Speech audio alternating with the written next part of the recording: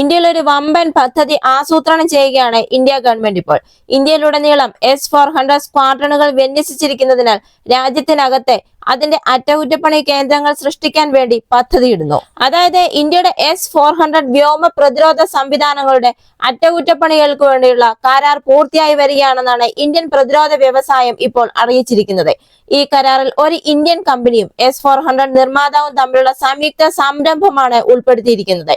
വിദേശ പങ്കാളി ഇന്ത്യൻ കമ്പനിക്ക് നിർണായക സാങ്കേതിക സഹായവും പ്രാദേശിക അറ്റകുറ്റപ്പണികൾക്ക് ആവശ്യമായ അടിസ്ഥാന സൗകര്യം സ്ഥാപിക്കുന്നതിനുള്ള സഹായവും നൽകും. നമുക്കറിയാം, ഇന്ത്യയിലുടനീളം S-400 സ്ക്വാഡ്രണുകൾ വിന്യസിച്ചിട്ടുണ്ട്. ഇന്ത്യയുടെ പ്രതിരോധ ശേഷിയുടെ ഒരു നട്ടെല്ലായി തന്നെ ഇപ്പോൾ S-400 നിലകൊള്ളുന്നുമുണ്ട്. അതുകൊണ്ട് തന്നെ ഇന്ത്യയെ സംബന്ധിച്ചിടത്തോളം ഇതൊരു വലിയ പദ്ധതി തന്നെയാണ്.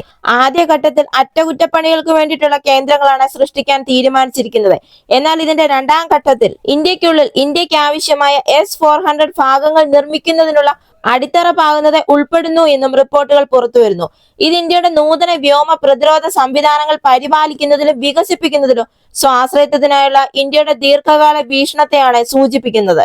ഇതിനായി റഷ്യൻ കമ്പനിയും ഇന്ത്യൻ കമ്പനിയുമായി സംയുക്ത സംരംഭം രൂപീകരിക്കുകയും സാങ്കേതിക സഹായം നൽകുകയും ചെയ്യും. ഈ ടാസ്കിന് ആവശ്യമായ സാങ്കേതിക വിദ്യയും റഷ്യൻ കമ്പനി നൽകും. 2028 പണി പൂർത്തിയാകുമെന്നാണ് പ്രതീക്ഷിക്കുന്നത്.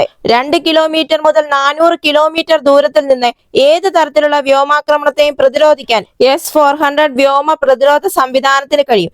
ഈ വ്യോമ പ്രതിരോധ സംവിധാനം വിന്യസിക്കുന്നതോടെ ചൈനയിൽ നിന്നോ പാകിസ്ഥാനിൽ നിന്നുള്ള ഏത് വ്യോമാക്രമണവും പൂർണ്ണമായി തടയാനാകും. ഈ സംയുക്ത സംരംഭം പൂർത്തിയാകുകയാണെങ്കിൽ ഇന്ത്യയുടെ പ്രതിരോധ മേഖലയ്ക്ക് ഒരു വമ്പൻ നേട്ടം തന്നെയായിരിക്കും അത്. ഈ വീഡിയോ നിങ്ങൾക്ക് ഇഷ്ടമായെങ്കിൽ മറക്കാതെ തന്നെ ഈ ചാനൽ ഒന്ന് സബ്സ്ക്രൈബ് ചെയ്യുക. അടുത്ത വീഡിയോയുമായി വീണ്ടും കാണാം.